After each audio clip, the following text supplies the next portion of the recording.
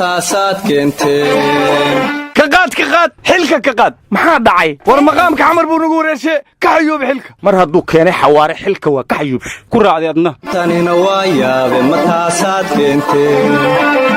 حر عيد الحوق لأدرى حر محل له حرية ورحسبي وشيكتي حر قرما الحاران تنمي ورأنك كأوك بلايا لما دورتو وقرن دميسي حر وحي قرنك الدميني وإن لقبتا سو حر هذا ويابي قفكي أد إسقابتان ما قرنكو دمية أساقنا حر حران ورياتانو كلا أرك هو mataasaad keenteen tanina waa yaabe mataasaad keenteen بسم الله الرحمن الرحيم بعد الصحافة وسلامتها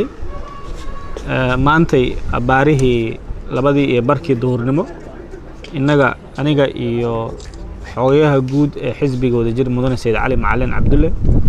أو جوجنا هوتيل مكة المكرمة وحلي قدو أي تهي ورنتي أن لفظ إنه نمان سياسيين إيو حلي بانو رنتي أن لقدينيني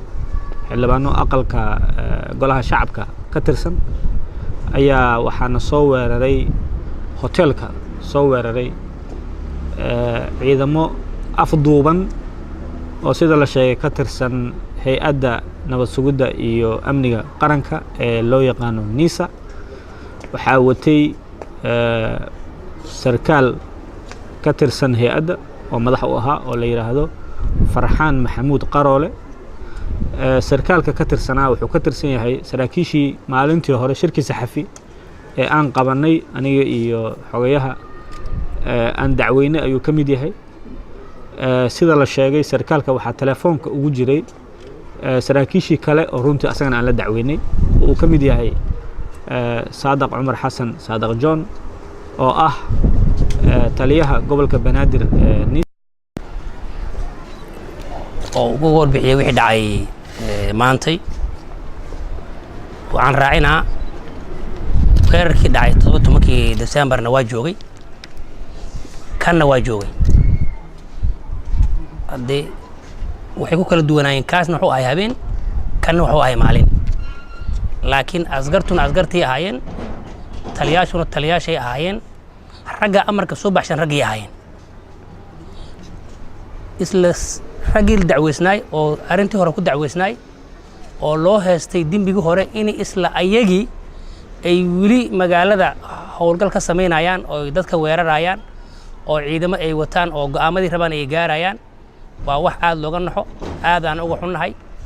waxaana aaminsanahay waxyaabaha socdo inay yihiin wax siyaasadaysan wax madaxda sare ay soo amreen wax lagu talagalay inay yihiin waana wax socdo muddooyinkan oo laga bilaabo December ilaa hadda isbedel arko weynaa wadanka oo la rabo wadanka in la geliyo colaad iyo amni xumo iyo khalkhal siyaasadeed saas darteed anagu waxa marka la ku celihaynaa dadkii dacweysnaayna in maxkamadda la keeno kuwa siyaasiyiinta oo madaxda oo aaminsan in awoodda maanta ay haystaan inay ku tagrifaan rabaane in xasaanada laga qaado ayagana si loo dacweeyo sababtu waxaan aaminsanahay ayagu waxay nala rabaan in fawda dhacdo wadanka waxay nala rabaan in argoosi dhaco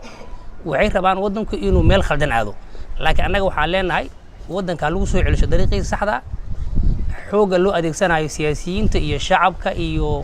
magaaladana waa in laga waantooba dadkuna waa arkaan sida wax u socdaan oo khaldan waxaana rajeeynaa baarlamaanka iyo xisbiyada iyo civil society-ga iyo odayaasha dhaqanka inay waxyaabaha socdo wax ka qabtaan waxna ka yiraahdaan si wadanku uusan ugu dhicinin gacan khaldan uusan ugu dhicinin meel khaldan waa maasantiin